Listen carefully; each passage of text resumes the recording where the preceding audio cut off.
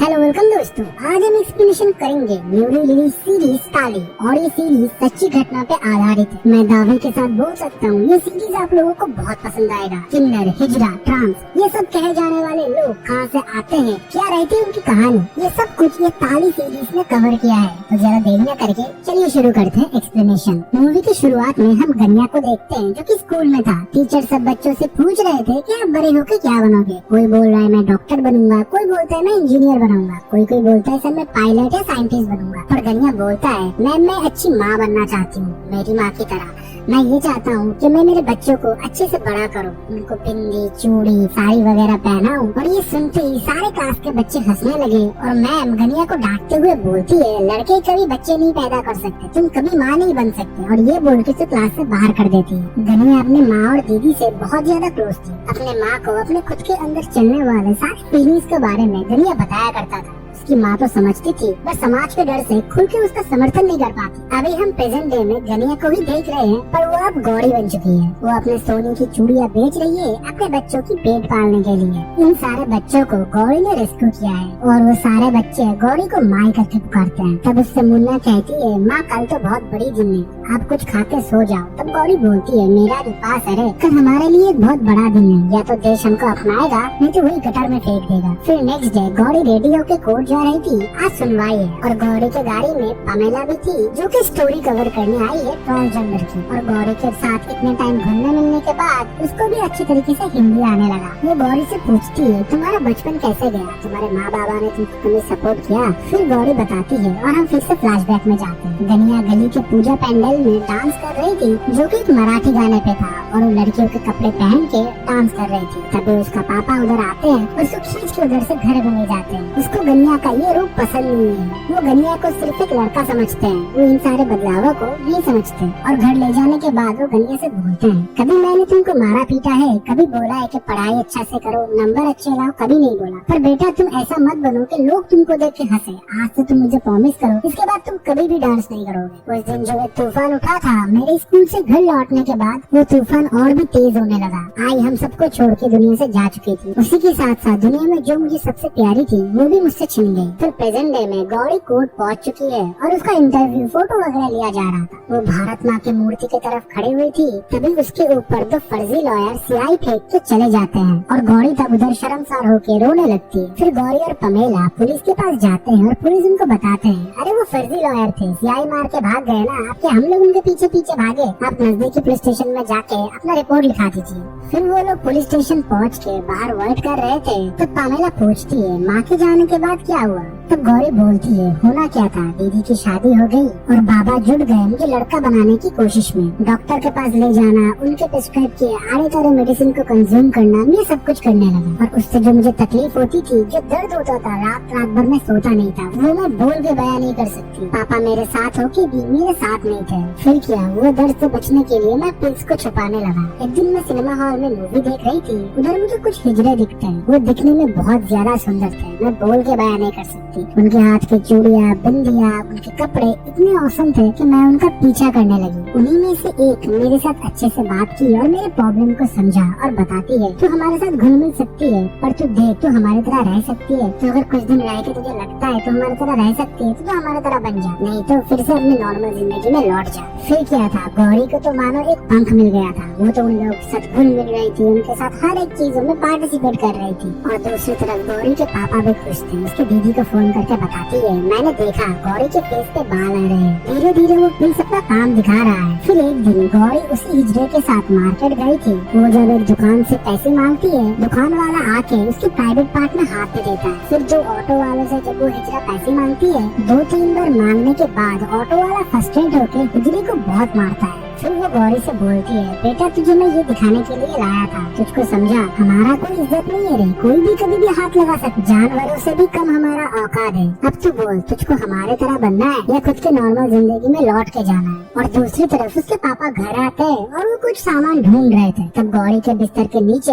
उनको वही सारे डॉक्टर्स के प्रिस्क्राइब किए हुए पिल्स मिलते हैं। और गौरी का बैग चेक करने पे उनको उधर सारे चूड़ियाँ, बिंदियाँ, लिपस्टिक वगैरह मिलते हैं। फिर गौरी घर पहुँचती है और टेबल में रखे हुए सारे सामान को देखते हैं। तब उसके पापा बोलते हैं, बेटा मैं और ऐसे नहीं रह सकता, तुझको मैंने सुधारने की बहुत कोशिश की पर मैं हार गया। मैं हर दिन सुबह इस उम्मीद से उठता था कि तू बदल जाएगा, पर तू वैसे का वैसा ही रहा। हम दोनों में से अगर कोई भी एक घर में रहा, एक का मरना तो तय है, इससे अच्छा मैं ही मर जाता हूँ। ये बात बोलकर उसके पापा किचन में चले जाते हैं। गौरी को तब कुछ समझ में नहीं आ रहा था। वो पापा के भलाई के लिए उनके जेब से कुछ पैसे ले लेती है और बर्थडे में मिले हुए एक रेडियो, 2 जोड़ी चप्पल और एक पॉलिथीन का बैग लेके वो घर से भाग जाती है। उसके पापा ये सब कुछ देख रहे थे, पर चाह के भी वो गौरी को नहीं रोकते। वो गौरी के जाने के बाद दरवाजा पकड़ के बहुत रोने लगते हैं। फिर गौरी मुंबई पहुंचती है और लोगों से मदद मांगने लगती है। उन्हीं हिजड़ा कम्युनिटी में से एक ने उसका मदद किया, पर कैसे? उसको फ्रॉक पहना के रास्ते पे भीख मांगने के लिए खड़ा कर दिया। वो छोटी बच्ची के साथ इतना सब कुछ हो रहा था, वो सब कुछ देख के वो डर गया था। फिर से जब वो लौट कर घर आता है, उसकी दीदी उसको रोक देता है और बोलती है, दुनिया अगर तू इधर रुकी, पापा को हमको खोना पड़ेगा। तू ऐसा नहीं चाहती ना? मैं तेरी मदद टाइम टू टाइम करता रहूंगा,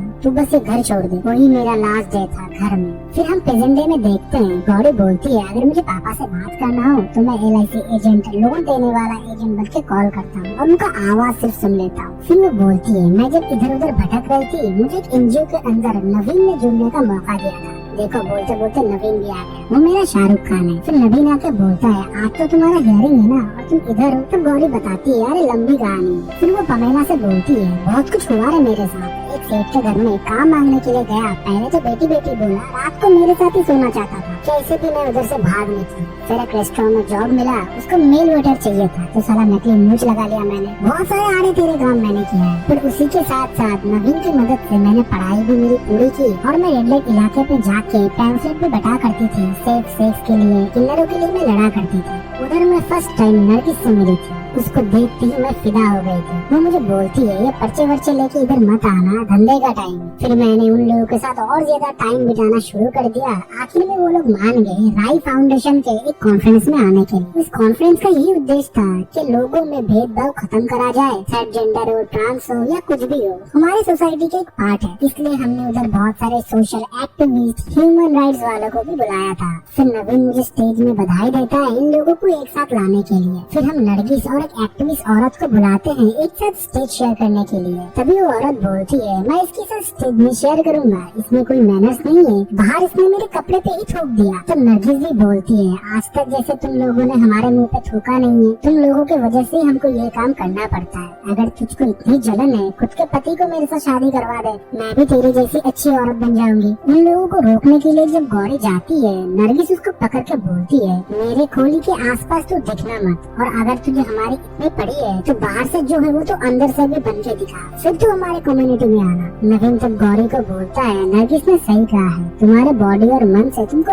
एक होना पड़ेगा, तभी ये लोग तुम्हारी बात को सीरियस लेंगे। फिर गौरी का लाइफ का सबसे बड़ा डिसीजन था अपना सेक्स चेंज करना। इसके लिए फैमिली वाले कॉलम में उसको टिक मार्क करना था और फैमिली वालों को बुलाना था। अगर कोई कुछ हो जाता है, रिस्पॉन्सिबिलिटी उनकी होगी। गौरी सबको फोन करती है, उसकी दीदी की जगह उसके जीजू फोन उठाते हैं और उसके पापा के साथ वो अननोन बन के बात करती है ऑपरेशन के पहले थोड़ा हिम्मत लेने के लिए। फिर वो ऑपरेशन थिएटर पे जाती है और अपना सेक्स चेंज करवाती है और ये खबर उसके पापा के पास पहुंचता है। इधर गौरी सेक्स चेंज करवा रही थी और उधर उसके पापा उसकी श्राद्ध कर रहे थे जीते जी। ये मोमेंट बहुत ही हार्ट टचिंग था, आपको रुला के छोड़ेगा। फिर हम देखते हैं गौरी अपने आप को मन और तन से पूरी तरीके से बदल चुकी थी। फिर एक दिन रात को गौरी और उसके बिरादरी के लोग पुलिस स्टेशन में आते हैं और एक हिजड़े को नीचे बैठे हुए पाते हैं जिसके हाथ पैर बंधे हुए थे, जिसको पुलिस ने बहुत ज्यादा मारा था। गौरी जब उसके हाल चाल पूछ रही थी तभी एक पुलिस ऑफिसर आता है और बोलता है, चलो रे तुम सब लोग, ये धंधा खोल के रखिए साले, ट्रेन मार के इसको पकड़ रहा है, साला इस पे इतना केस बनाऊंगा ना जिंदगी भर जेल में ही सड़ेगी। तब गौरी बोलती है, साहब इसको छोड़ दीजिए ना, ये कितना ही पैसा कमा लेती है, आप लोगों ने तो बहुत ज्यादा मारा भी है। पर गौरी की इतनी मिन्नतें करने के बाद भी इंस्पेक्टर उसका धौस दिखा रहा था, बोल रहा था तेरे को भी अंदर करूंगा। तब गौरी बोलती है, तू हाथ लगा के दे, एक कांस्टेबल से लेके ऊपर तेरे बाप तक भी मेरा पहुँच है, मंत्री को जानता है ना, उसके साथ भी हमारा पहुँच है। तुझ जैसे से ज्यादा हमारे कोठे वालों से उसका ज्यादा अच्छा रिश्ता है। कल ही तेरा ट्रांसफर लेटर आएगा ना,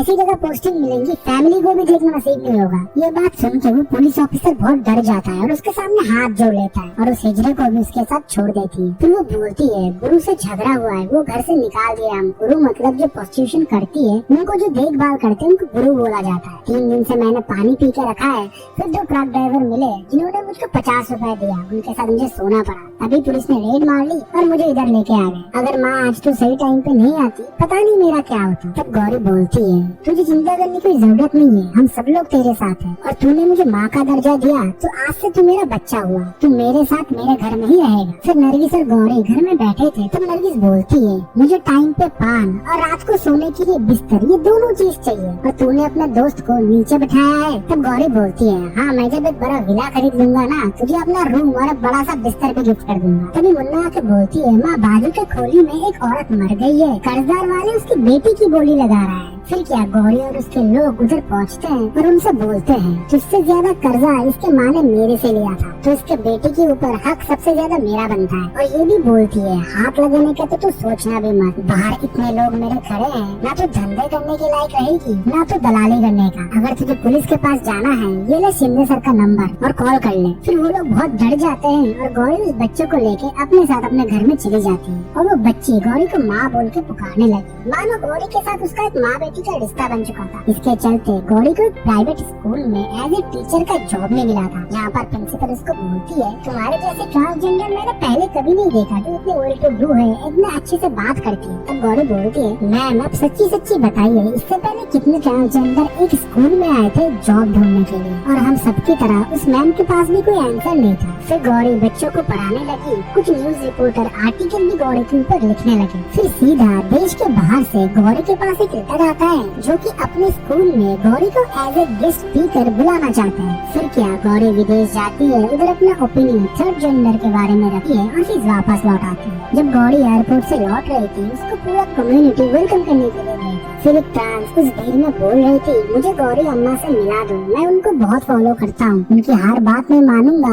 उनके साथ में हमेशा रहूंगा। और अम्मा का क्या था, अम्मा ने उसको भी सबकी तरह अपना लिया था। फिर गौरी अपने लोगों के थ्रू जगह जगह अवेयरनेस वाले पैम्पलेट फैलाने लगे। वो लोगों को एडुकेट करने के लिए क्लासेस भी चालू की, जिधर वो बोलती है, आप लोगों को बहुत सारे जॉब मिल सकते हैं, data entry, customer care, salesman, ये तो कि इंटरनेट पे बहुत सारे जॉब होते हैं जो आप लोग बिना फेस दिखाए भी आप कर सकते हैं। फिर रात को वो ट्रांस अम्मा से बोलती है, माँ तू घर जाके आराम कर, मैं तेरा फेवरेट पान बना के लाता हूँ। और वो आके अम्मा को पान देती है। तभी उधर नरगिस आती है और बोलती है, ये पान मैं खा लूँ, और उसको पकड़ के बोलती है, पान में क्या क्या मिला है, और मारने लगती है। तब वो बोलती है, पान में मुझे जहर मिलाने के लिए बोला था मेरे ही गुरु ने। तब नरगिस बोलती है, इन जैसे बहुत सारे कम्युनिटी के लोग हैं जो नहीं चाहते कि तू उनके लिए लड़े, वो अभी भी ये गटर में पड़े रहना चाहते हैं, वो कोई जॉब नहीं करना चाहते, वो अभी भी ये सेक्स वर्कर बने रहना चाहते हैं। फिर अगले दिन नरगिस गौरी से बोलती है, गौरी तू खुद के बारे में पहले सोचा कर, मैं तो अभी इधर नहीं रहूंगा, मैं तमिलनाडु जा रहा हूँ, मेरा बॉयफ्रेंड ने बोला है मेरे साथ शादी मनाएगा, मेरे शादी में तुझको नाचना पड़ेगा। हाँ, मैं पहले तो 2 दिन इधर हॉल बुक करके रहूंगी, फिर तमिलनाडु चली जाऊंगी। और वो सचिन को गौरी से मिलाती है। तब गौरी बोलती है,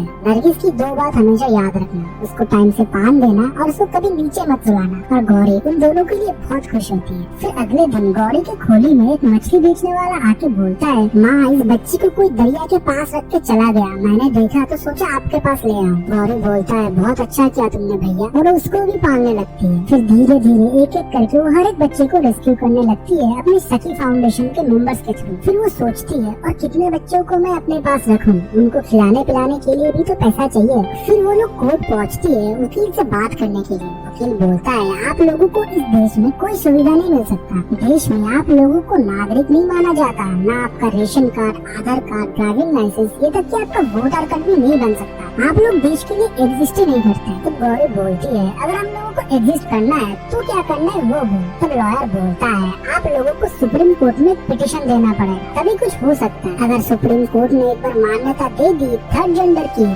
तो कोई भी इस बात को टाल नहीं सकता, आप लोगों को जॉब भी मिलेगा और आपको सरकार की सारी सुविधा भी मिलेगी। फिर क्या, लॉयर कोर्ट में अपना अर्जी देते हैं और वो बोलते हैं, जज साहब ये मौका है इन लोगों को अच्छे राह दिखाने के लिए, इन लोगों को भी नागरिकता मिलने की अधिकार है, ये भी भारत के ही लोग हैं। आज अगर हम लोग इनके साथ नहीं खड़े रहे, ये लोग तो अपराध की दुनिया में जाएंगे ही। लॉर्डशिप मेरा यही दरखास्त है, ये बिल को बस पास किया जाए। दूसरी तरफ गौरी एक प्रेस कॉन्फ्रेंस स्पीच दे के लौट रही थी, तभी उसके पास कॉल आता है। मुन्ना बताता है नरगिस ने आत्महत्या कर ली। उसका बॉयफ्रेंड सचिन उसको छोड़ के भाग गया। तभी गौरी के पैर से मानो जमीन जा चुका है। फिर गौरी हॉस्पिटल पहुंचती है और नरगिस के बॉडी को टॉयलेट के बाहर कचरे के पास रखा गया है। फिर गौरी को नरगिस की वो बातें याद आ रही थी, जो कि नीचे सोना बिल्कुल पसंद नहीं करती। तभी दो कंपाउंडर आके बोलते हैं इसको कोई हाथ लगाना नहीं चाहता था, हमने फिर भी इसको हाथ लगाया, आप अगर कुछ बख्शीश देना चाहो तो दे सकते हो। तब गौरी बोलती है बख्शीश तो मैं तुम लोगों को जरूर दूंगा, पर मुझे ये बताओ ये बॉडी नीचे क्यों है। फिर उन लोगों में बहसबाजी होना शुरू हो जाता है। तब उधर डॉक्टर आते और बोलते हैं तुम लोगों के लिए कोई स्पेसिफिक जगह नहीं है और ये हॉस्पिटल है, इधर चिल्लाना मना है, जिधर बॉडी है उधर से उठा के लेके चले जाओ। तब गौरी बोलती है अब तो ये बॉडी इधर से नहीं उठेगा, तो अपने डीन को फोन कर कुछ भी कर उसको बुला, वो जब तक माफी नहीं मांगेगा ये बॉडी इधर ही रहेगा और गौरी भी। तब वो डॉक्टर डीन को फोन करता है और डीन बताता है अरे इन लोगों को छूना मत, कल तक बॉडी सड़ने लगेगी, म्युनिसिपैलिटी गाड़ी में फिकवा देना। फिर हम देखते हैं गौरी और उसके कम्युनिटी के लोग हॉस्पिटल के बाहर बैठे हुए हैं और बारिश की वजह से सब लोग उठ गए थे, पर गौरी के अंदर तब तक देवी आ चुकी थी और सारे उनको घेराव करके सारे लोग मुंह से आवाज कर रहे थे। फिर अगले दिन डीन आता है और गौरी बोलती है तुम अगर माफीनामा नहीं दोगे हम कोई भी इधर से नहीं जाएंगे, न तुमको अंदर जाने देंगे। तब डीन बोलता है हम लोग केबिन में जाके बात करें। केबिन में जाके भी वो गौरी की कोई बात नहीं सुन रहा था, पर गौरी अम्मा को काम निकालना आता है। वो बेबस लाचार लोगों के लिए तो देवी माँ है, पर इन जैसे लोगों के लिए वो माँ चंडाल है। आखिर में डीन को माफी मांगना पड़ा और गौरी ने नरगिस को आखिरी विदाई दी। फिर वो हिस्टोरिकल जजमेंट डे जिस दिन इन लोगों का किस्मत सुप्रीम कोर्ट तय करेगा और कोर्ट इन पिटीशन को मान लेता है और जजमेंट पास करता है और ये बोलते हैं आज से ट्रांसजेंडर भी देश के सिटीजन के लिए एलिजिबल होंगे। और गौरी तब जाके अपने ऊपर फेंके गए सियाई को धोती है और इंटरव्यू में बोलती है दुनिया से गौरी अम्मा तक का सफर आसान नहीं था, पर भगवान ने मेरा साथ दिया और जिंदगी शायद इसी का ही नाम है। बहुत सारे दोस्त मैंने बनाए और बहुत सारे दोस्त उनसे छूट भी गए। मैं बस आखिर में यही बोलूंगी हम लोगों को खुद से अलग मत समझिए, हम भी इंसान हैं, हम लोग हमारे काम से पहचाने जाना चाहते हैं, ना कि हमारे जेंडर से। और इधर ये मूवी खत्म हो जाती है। और दोस्तों ये है श्री गौरी सावंत, जिनके किरदार सुष्मिता सेन ने बखूब निभाया है। इन्होंने ही सबसे पहले ये जंग शुरू की थी। इनके लिए हमारे पूरी कम्युनिटी की तरफ से बहुत सारे बेस्ट विशेष एंड शुभकामना। और आई होप आपको मूवी पसंद आई है। अगर पसंद आता है तो वीडियो को लाइक करें, चैनल को सब्सक्राइब करें और कमेंट सेक्शन में अपना ओपिनियन दें। तब तक के लिए बाय बाय, सी या।